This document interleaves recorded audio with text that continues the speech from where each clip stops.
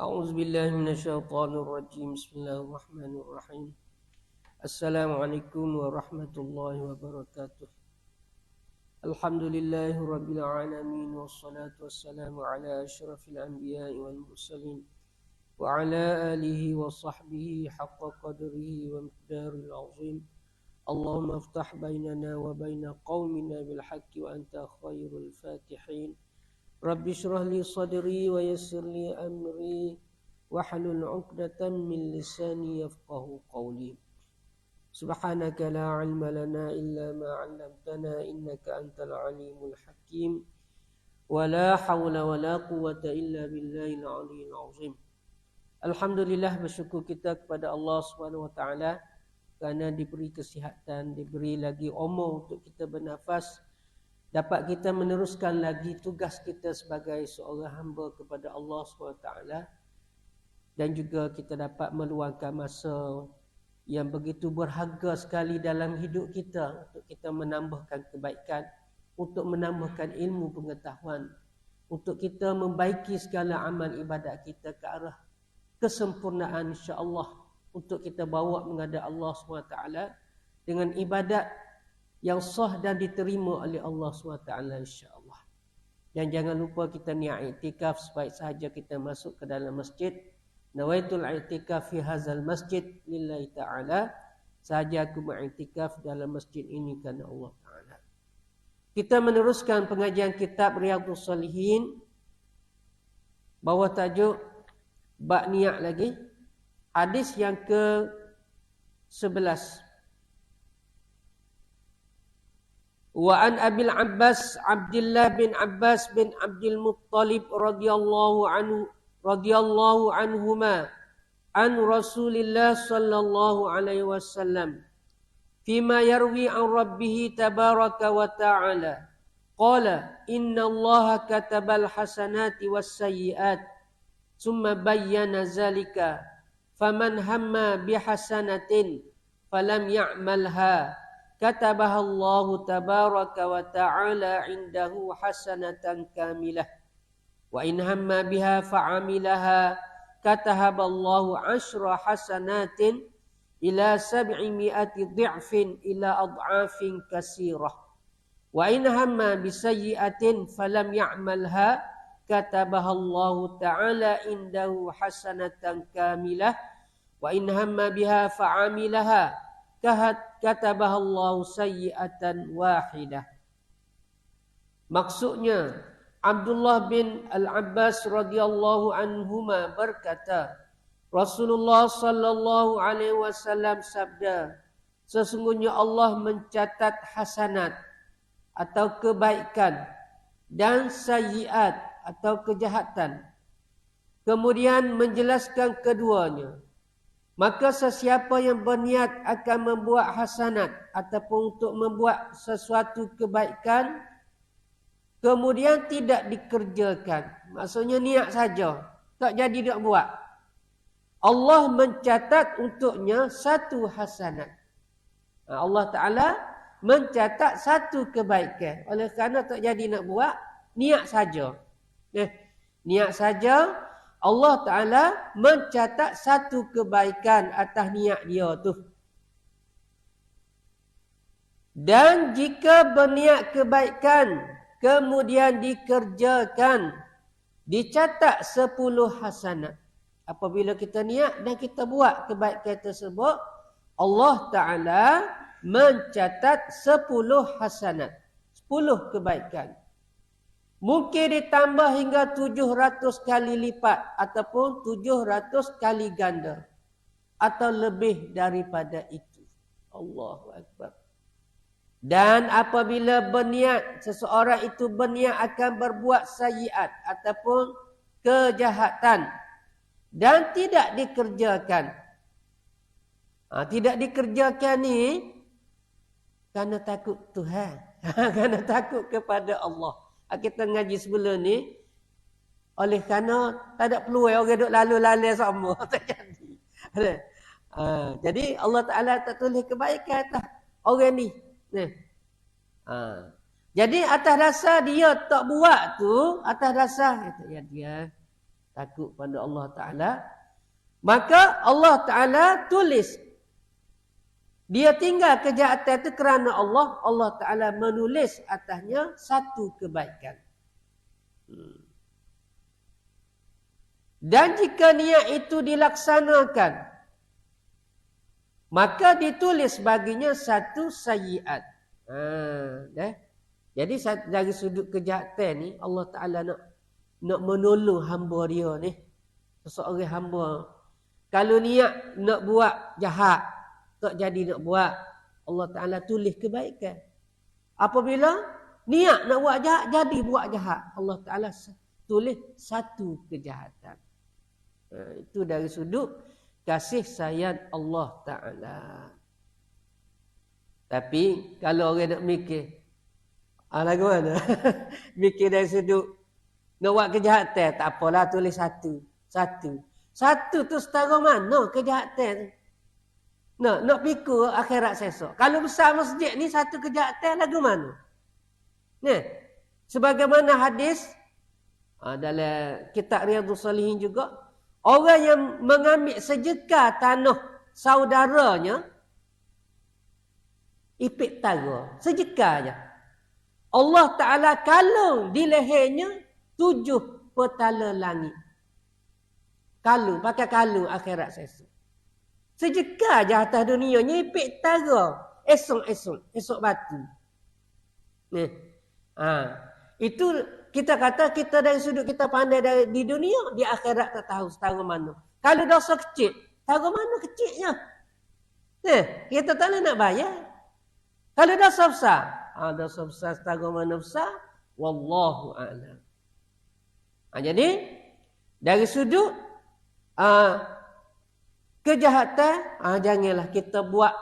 Kalau kita kata buat sele-bele ataupun buat lekeh kepada kejahatan. Jadi kita berdoa kepada Allah supaya Allah SWT sentiasa tetapkan hati kita ke arah kebaikan semua, insya-Allah. Ya muqallibal qulub, sabbit qalbi ala dinik wa ala ta'atik. Dalam semaya kita kan, lepas kama sallaita ala Ibrahim tu kan, sunat kita sambung doa. Doa ni waris daripada Nabi sallallahu alaihi wasallam. Ya muqallibal qulub, wahai Allah yang membalik-balikkan hati manusia, sabbit qalbi ala dinik, tetapkanlah hati aku dalam agamamu, wa ala ta'atik, dan di atas ketaatan kepadamu. Maksudnya kita ni tak boleh nak lari daripada doa sama-sama, supaya Allah Ta'ala sentiasa memberi hidayat kepada kita. Jadi insya-Allah kita sentiasa berdoa agar Allah Ta'ala membimbing hati kita ke arah kebaikan, insya-Allah. Pengajaran yang dapat kita ambil daripada hadis ini. Pertama, anna man hamma bihasanatin kutibat lahu hasanatun wa illam ya'malha. Li'anna al-hamma bil hasanati sababun ila amaliha wa sababul khairi khairun. Maksudnya, sesungguhnya seseorang yang bercita-cita untuk melakukan satu-satu kebaikan, maka Allah Ta'ala menulis baginya satu kebaikan walaupun dia tidak melaksanakannya. Kerana cita-cita dengan kebaikan itu merupakan sebab ke arah melakukan amalan tersebut. Maksudnya kita nak buat sesuatu benda ni kena ada cita-cita dulu, kena ada niat dulu. Jadi oleh kerana kita niat nak buat baik tu, Allah Ta'ala tulis dah satu kebaikan. Dia kata niat tadi merupakan sebab ke arah melakukannya. Dan apabila sebab baik, merupakan satu kebaikan. Yang kedua, anna man hamma bisayyi'atin summa raja'a anha lillahi ta'ala la li syai'in akhar kutibat lahu hasanah li'anna ruju'ahu anil azmi 'alaiha khairun.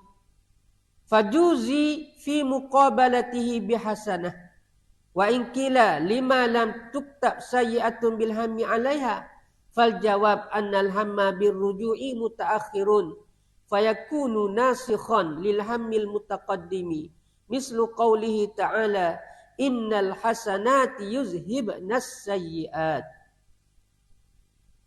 Maksudnya, sesiapa yang bercita-cita hendak melakukan satu kejahatan, kemudian kembali kerana Allah Ta'ala, kemudian tak jadi nak buat jahat tadi kerana Allah Ta'ala, bukan kerana lain. Bukan kerana lain. Maksudnya, dia tak jadi nak buat jahat tu kerana Allah Ta'ala, takut kepada Allah Ta'ala. Maka ditulis baginya satu kebaikan.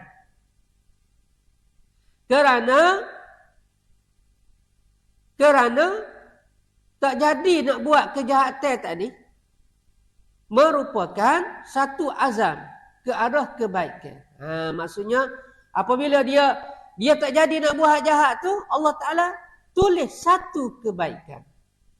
Maka selayaknya untuk dia menerima kebaikan tersebut. Sekiranya orang tanya, kenapa Allah Ta'ala tak tulis kejahatan oleh kerana dia tu cita-cita nak buat jahat? Maka jawapannya ialah, sesungguhnya bercita-cita nak tak jadi tadi, lewat ataupun apa dah? Mutaakhirun. Lewat sedikit. Maka oleh kerana tersebut, cita-cita yang kemudian tu, dia bahasa Arab ni kan. Cita-cita yang kemudian, maksudnya azam untuk kembali tak buat jahat tu, merupakan menghapuskan kejahatan yang pertama tadi. Sebagaimana firman Allah Ta'ala, innal hasanat, sesungguhnya kebaikan tersebut, yuzhibnas sayyi'at, menghapuskan kejahatan. Mula-mula gini, lebih mudahnya, mula-mula cerita jahat, lepas tu tak jadi. Hak tak jadi tu menghapuskan hak niat jahat tadi. Allah Akbar. Jadi sesuailah dengan firman Allah Ta'ala tadi, innal hasanat yuzhibnas sayyi'at, sesungguhnya kebaikan itu menghapuskan kejahatan. Hadis seterusnya. Hadis ni cerita. Wa an Abi Abdurrahman Abdullah bin Umar bin Al-Khattab radhiyallahu anhuma qala sami'tu Rasulullah sallallahu alaihi wasallam yaqul intalaqana salasatu nafarin mimman kana qablakum hatta awahum al-mabitu ila ghairin fadakhaluhu fanhadarat sakhratun minal jabali fasaddat alaihim al-ghar faqalu innahu la yunjikum min hadhihi sakhrati illa an tad'u Allah ta'ala bi salihi a'malikum. Qala rajulun minhum Allahumma kana li abawani shaykhani kabirani wa kuntu la aghbiqu qablahuma ahlan wala malan. Fana abi talabu syajari yawman falam urih alaihima hatta nama. Fahalabtu lahuma wabuqahuma fawajadtuhuma naimaini fakarihtu an uqizahuma wa an aghbita qablahuma ahlan aw malan falabistu wal qadahu ala yadi intaziru istiqazahuma hatta bariqal fajru was-sabyatu yatadaghawna inda qadamayya fastayqaza fashariba wabuqahuma.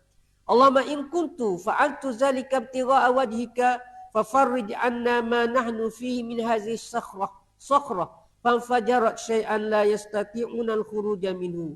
Qala al-akharu Allahumma kanat li ibnatu ammi kanat ahabban nasi ilayya wa fi riwayatin kuntu uhibbuha ka ashaddi ma yuhibbu ar-rijalu nisaa fa aradtuha 'ala nafsiha famtana'at minni hatta alamat biha sanatun minas sinin faja'atni fa'ataituha 20 wa mi'ata dinarin ala an tukhalli baini wa baina nafsiha fa fa'alat hatta iza qadartu 'alaiha. Wa fi riwayatin falamma qa'adtu baina rijlaiha qalat ittaqillaha wa la tafuddal khatama illa bihaqqih.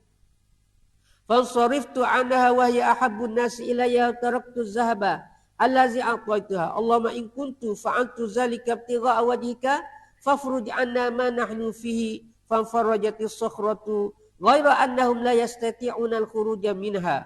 Wa qala as-salis Allahumma inni ista'jartu ujara'a wa a'taituhum ajrahum ghaira rajulin wahidin taraka allazi lahu wa zahaba fasammartu ajrahu hatta kasurat minul amwalu faja'ani ba'da hina faqala ya Abdallah addi ilayya ajri faqultu kullu ma tara min ajrika minal ibili wal baqari wal ghanami wal raqiq faqala ya Abdallah la tahzi bi faqultu la astahzi'u bika fa akhazahu kullahu fastaqahu falam yatruk minhu syai'an. Allahumma in kuntu fa'altu zalika ibtigha'a wajhika fafruj 'anna ma nahnu fihi Fanfarajatis sakhratu fa kharaju yamshuna. Muttafaqun alaih. Cerita, hadis cerita sedap ni. Maksudnya Abdullah bin Umar radhiyallahu anhuma berkata, saya telah mendengar Rasulullah sallallahu alaihi wasallam sabda, terjadi pada masa dahulu sebelum kamu di zaman Bani Israel. Terjadi maksudnya ceritalah. Cerita zaman dahulu. 3 orang berjalan-jalan hingga terpaksa bermalam dalam gua. 3 orang ni, 3 orang sahih baik ni berjalan, maka hingga terpaksa bermalam dalam gua. Tak ada balik ke rumah. Tiba-tiba ketika mereka sedang dalam gua itu, jatuh sebuah batu besar dari atas bukit dan menutupi pintu gua itu. Jadi apabila 3 orang ni masuk dalam gua, tiba-tiba batu atas gunung, atas bukit tadi jatuh menutup pintu gua. Hingga mereka tidak dapat keluar. Kali nak keluarlah. Nak tolak tak gerak. Maka berkatalah mereka, sesungguhnya tiada suatu yang dapat menyelamatkan kami dari bahaya ini kecuali jika tawassul kepada Allah. Maksudnya jika kita ni memberitahu kembali kepada Allah dengan amalan-amalan soleh yang pernah kamu lakukan dahulu kala. Maksudnya salah seorang daripada 3 orang tadi dia wicadangnya, kita tak boleh nak keluar daripada gua ni kecuali kita berdoa kepada Allah, kita ungkit kembali. Kita ungkit kembali ataupun kita royak balik amalan-amalan kebaikan yang pernah kita lakukan sebelum ini. Jadi dalam istilah yang panggil tawassul. Tawassul dengan amalan baik. Maka berkata seorang dari mereka, maka salah seorang daripada mereka berkata, berdoa kepada Allah. Ya Allah, dahulu saya mempunyai ayah dan ibu. Dan saya biasa tidak memberi minuman susu pada seorang pun sebelum keduanya. Ataupun sebelum ayah ibu saya. Baik keluarga ataupun hamba sahaya. Maka pada suatu hari, agak kejauhan bagiku menggembala ternak. Maksudnya dia menggembala kambing tu jauh daripada rumah hingga tidak kembali pada keduanya kecuali sesudah malam. Gembala kambing jauh daripada rumah hingga balik malam. Dan ayah bondaku telah tidur. Jadi siapa-siapa di rumah tu malam tu kedua ibu bapa dia telah tidur tu. Maka saya terus memerah susu untuk keduanya. Dan saya pun segan untuk membangunkan keduanya. Tak gamuk nak kejut. Nak gerak kedua orang tua dia. Dan saya pun tidak akan memberikan minuman itu kepada sesiapa pun sebelum ayah bonda itu. Dia janji dah. Aku tak akan beri susu ni kecuali kepada ibu bapa aku terlebih dahulu. Maka saya tunggu keduanya hingga terbit fajar. Dia tunggu ayah kedua ibu bapa dia tu sedar daripada tidur hingga terbit fajar, hingga subuh. Maka bangunlah keduanya dan minum daripada susu yang saya perahkan itu. Padahal semalam itu juga anak-anakku sedang menangis meminta susu itu di dekat kakiku. Khumu kaki aku untuk minta susu. Jadi maksudnya janji dah. Abah tak ui kepada anak semua kecuali nak ui kepada datuk dan nenek dia dulu. Maksudnya ibu bapa dia dulu. Ya Allah, jika saya berbuat itu benar-benar kerana mengharapkan keredaan-Mu ya Allah, maka lapangkanlah keadaan kami ini. Jadi dia berdoa kepada Allah, dia bertawasul dengan kebaikan yang dia buat kepada ibu bapa dia. Maka menyisih sedikit batu itu, kesok sikit batu itu. Hanya saja mereka belum dapat keluar daripadanya. Maksudnya kesok sikit tu tak boleh nak keluar lagi, tak teluh lagi. Kemudian yang kedua pula berdoa, ya Allah, dahulu saya pernah terikat cinta kasih pada anak gadis bapa saudaraku. Maksudnya sepupu dia lah. Maka kerana sangat cinta kasihku, saya selalu merayu dan ingin berzina padanya. Allahu Akbar. Tetapi ia selalu menolak. Hingga terjadi pada suatu saat, ia menderita kelaparan dan datang meminta bantuan kepadaku. Maka saya berikan padanya wang 120 dinar. Tetapi dengan janji bahawa ia akan menyerahkan dirinya kepadaku pada malam harinya. Ada peluang lah. Maksudnya, boleh duit 120 ni, tapi dengan syarat malam ni kena tidur dengan aku dulu. Syarat dia dengan sepupu dia, kekasih dia tu. Kemudian, ketika saya telah berada di antara dua kakinya, tiba-tiba ia berkata, takutlah kepada Allah dan jangan kau pecahkan tutup ataupun jangan kamu pakai cincin ini kecuali dengan halal. Jangan buat kerja gini ni kecuali dengan halal, kecuali dengan berkahwin.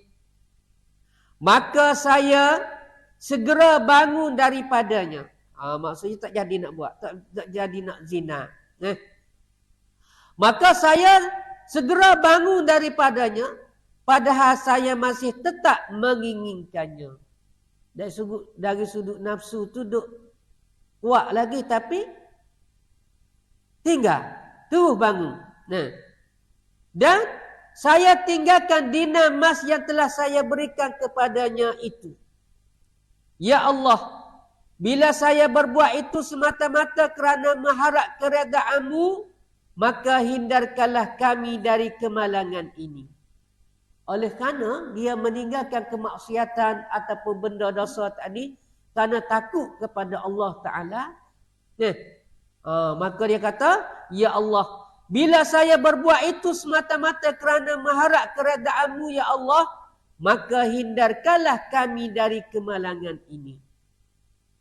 Maka bergeraklah batu itu menyisih sedikit. Tetapi mereka belum juga dapat keluar daripadanya. Gerak batu. Ini yang panggil karamah. Karamah ni maksudnya keramat lah, waliullah. Antara karamah kemuliaan Allah Ta'ala, dia memuliakan walinya, kekasih Allah Ta'ala. Gerak batu tadi. Dengan doa tawassul. Orang tadi dengan kejahatan yang dia tinggal kerana takut kepada Allah Ta'ala. Kemudian tinggal seorang lagi. Berdoa yang ketiga. Ya Allah, saya dahulu sebagai majikan. Atau bahasa kitanya boh. Mempunyai banyak buruh pegawai ataupun pekerja, ramai pekerja. Pada suatu hari, ketika saya membayar upah buruh-buruh itu, tiba-tiba ada seorang dari mereka yang tidak sabar menunggu, segera ia pergi meninggalkan upah dan terus pulang ke rumahnya, tidak kembali. Maksudnya tak ada nak ambil gaji. Nah, lorak nak balik ke kampung. Maka saya pergunakan upah itu hingga bertambah dan berbuah hingga merupakan kekayaan. Maksudnya duit gaji pekerja tadi dia biarkan. Dia biarkan duit gaji tadi dengan memelihara binatang peliharaan. Kemudian setelah lama dah, datanglah buruh itu, pekerja itu, berkata, "Hai Abdullah, hai hamba Allah, berilah kepadaku upahku dahulu itu." Muka lama dah, berpuluh-puluh tahun, mari nak menutup gaji dia semula. Jawabku, semua kekayaan yang di depanmu itu daripada upahmu yang berupa unta, lembu dan kambing serta budak pengembalanya itu. Jadi upahmu tu tengok tu, unta, lembu, apa lagi? Kambing, dan termasuk juga orang yang jaga binatang tadi, dia belakang dah tu. Tu upahmu dulu tu, gajimu dulu tu. Berkata orang itu, "Hai Abdullah, hai hamba Allah, kau jangan mengejek kepadaku." Dia ingat kau awak menyanyi kali. Kau jangan mengejek kepadaku. Jawabku, aku tidak mengejek kepadamu. Maka diambilnya semua yang saya sebut itu dan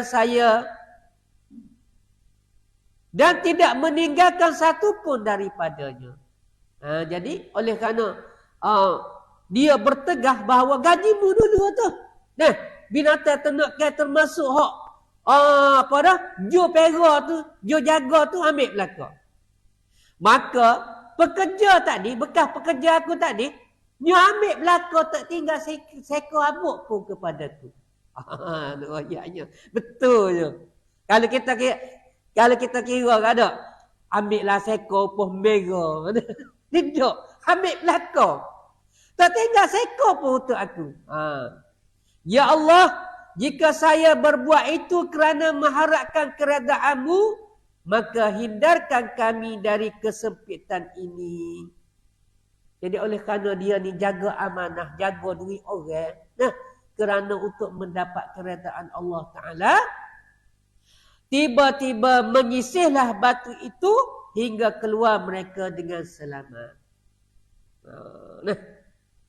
Jadi tiga orang tadi, dia bertawassul, dia royak kembali, dia royak balik, dia ungkit balik perbuatan baik yang dia lakukan sebelum ni.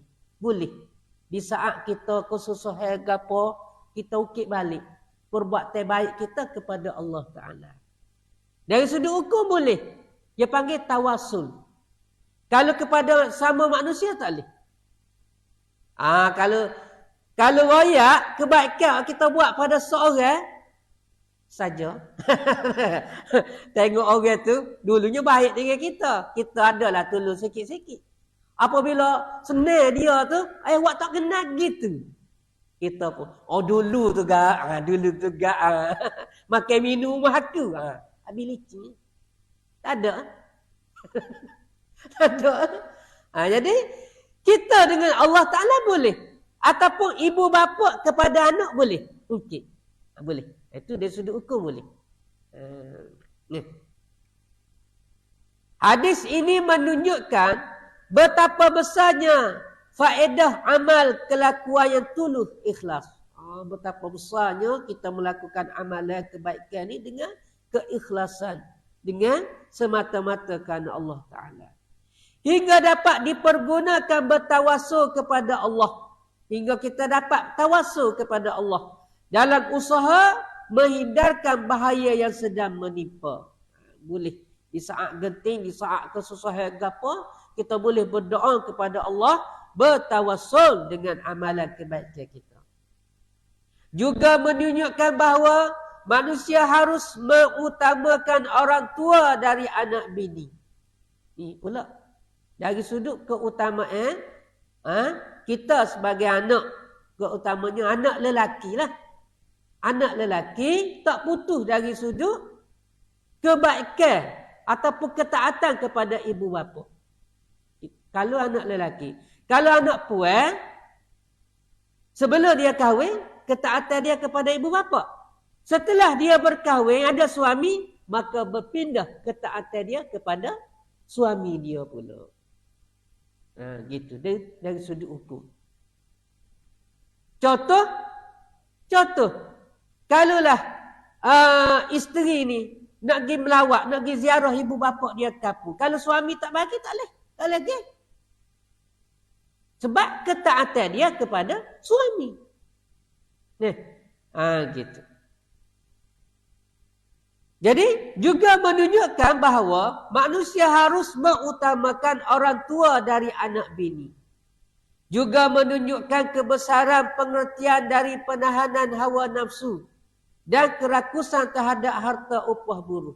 Jadi dari sudut menahan hawa nafsu daripada melakukan kemaksiatan itu besar pahalanya. Sebagaimana pernah hamba ayat cerita kan, hak peniaga tu kan, hak dia sanggup lomo najis ke seluruh tubuh dia tu oleh kerana tak sah melakukan zina dengan orang puan. Maka apabila dia meninggal, kubur dia berbau wangi. Ini kisah benar yang diceritakan oleh sayamba daripada orang Syria, orang Arab Syria. Berlaku di kampung dia di Syria. Jadi atas dunia Allah Ta'ala tunjuk. Jadi dalam hadis ni juga Allah Ta'ala menyelamatkan orang tadi oleh kerana dia meninggalkan perbuatan zina tadi kerana takut kepada Allah Ta'ala.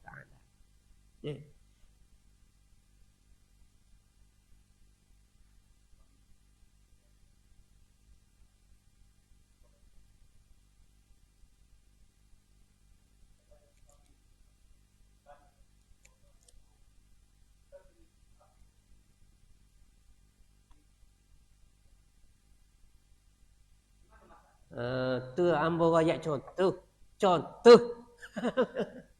Contohnya sekiranya suami tu tak sebui bini dia tu pergi ziarah. Contohnya tok laki dia kata hari ni tak boleh lagi habis ada kerja lagi, kemudian tak boleh kerahlah bini ni isteri tadi nak pergi juga. Contohlah. Dari sudut suami dia ada tolak ansur. Bukan tak wigi tu kerana balas dengan tak tua dak. Sebagai contoh, suami kata hari ni tak boleh lagi lah umur. Umur hajah kapung habis ada kerja gapo. Tak boleh dia tak laki tak ada rumah. Gi curi gi. Curi gi. Maksudnya tak laki tak ada rumah, dia curi gi. Tak boleh, berdosa. Itu dari sudut hukumnya. Tak boleh. Maksud tanpa keizinan suami. Dia pergi tadi dalam keadaan derhaka tu. Dalam keadaan derhaka. Itu dari sudut suami tak boleh pergi langsung tu, berdosa atas suami pula. Sebab memutuskan silaturahim. Atau sebab apa tak pergi langsung. Sedangkan dari sudut mertua ni seperti ibu bapa. Itu kembali kepada hukumnya, hukum ayat hukum tadi, isteri wajib taat kepada suami setelah anak tina ni berumah tangga, ada suami. Situ hukumnya. Kalau tak wigi juga berdosa atas suami. Sebab memutuskan silaturahim.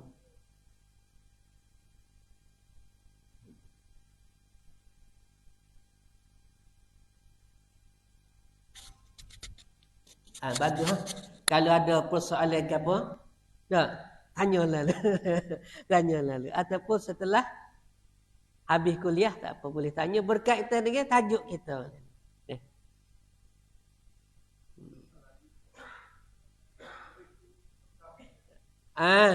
Dia biasa gini, persoalan sebenarnya seeloknya selepas tajuk. Jadi apabila kita dalam bab kita hura-hura gini, kadang-kadang apabila ada persoalan tak habis semua tajuk kita. Gitu. Itu dari sudut pengajian mana pun, pondok mana pun. Itu dari sudut peraturan dia. Kalau ada celah ke apa, tak ada masalah, boleh tanya. Okay. Kita tengok pengajaran yang dapat kita ambil daripada hadis ni sikit. Istibabud du'a waqtal qurabi wa ghairihi wa tawassulu ila Allah Ta'ala bi salihil amali. Sunat kita berdoa di saat genting, di saat kesusahan atau seumpamanya, dan bertawassul kepada Allah Ta'ala dengan amalan kebaikan. Yang kedua, fadilatu birril walidaini wa fadlu khidmatuhuma wa isaruhuma ala siwahima minal waladi waz zaujah. Maksudnya, kelebihan kita melakukan kebaikan, berbuat baik kepada kedua ibu bapa. Dan kelebihan kita berkhidmat kepada keduanya dan mengutamakan keduanya, kedua ibu bapanya, berbanding selain daripada keduanya, berbanding anak isteri. Maksudnya utama ibu bapa dulu. Gitu. Kemudian al-haddu 'alal 'afaf 'anil muharramat wala siyama ba'dal qudrati 'alaiha wa tarku zalika lillahi ta'ala khalisan. Dalam hadis ni juga galakkan supaya kita menjaga kehormatan diri daripada melakukan dosa. Terutamanya kita mampu ketika itu untuk melakukannya, tetapi kita meninggalkan perbuatan tersebut kerana takut kepada Allah Ta'ala. Mampu sangat nak buat, muka orang tak ada. Tapi oleh kerana takut kepada Allah, kita meninggalkan perbuatan jahat tu ataupun maksiat tadi kerana takut kepada Allah Ta'ala. Ini besar ganjaran. Yang kedua, fadlu husnul ahdi wa adail amanah wassamahah fil muamalah.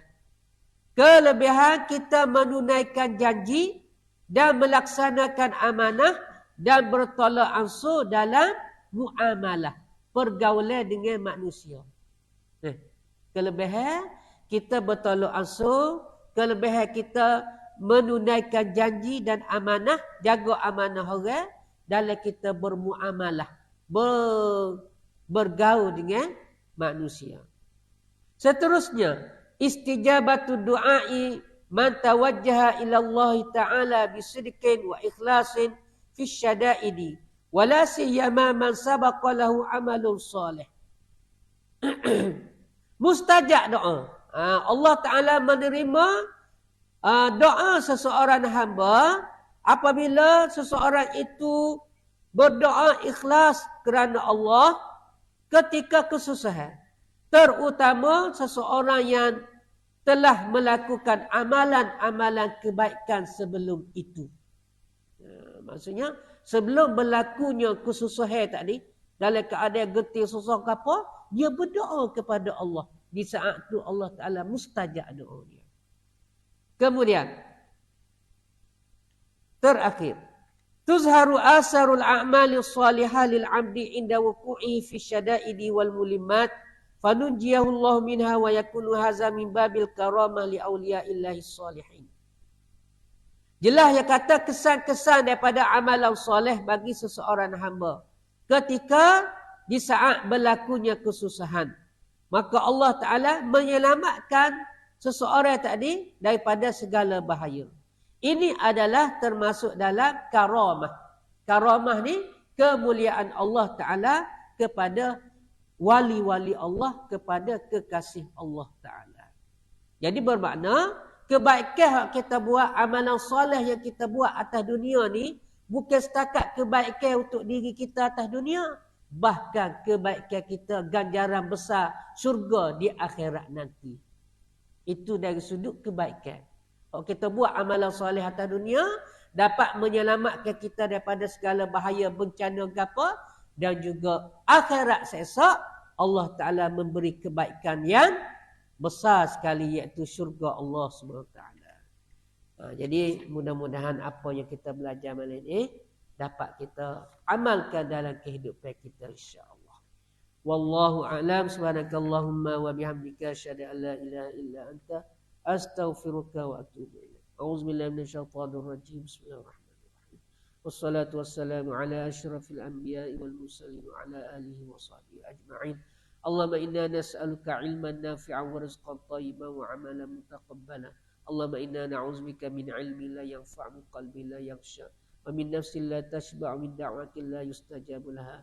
Allahumma ja'al jama'ana hadza jama'an marhuma wa tafarruqana min ba'di tafarruqan ma'suma. Rabbana atina fid dunya hasanatan wa fil akhirati hasanatan wa qina adzaban nar. Wa sallallahu ala sayyidina Muhammadin wa ala alihi wa sahbihi ajma'in. Walhamdulillahi rabbil alamin.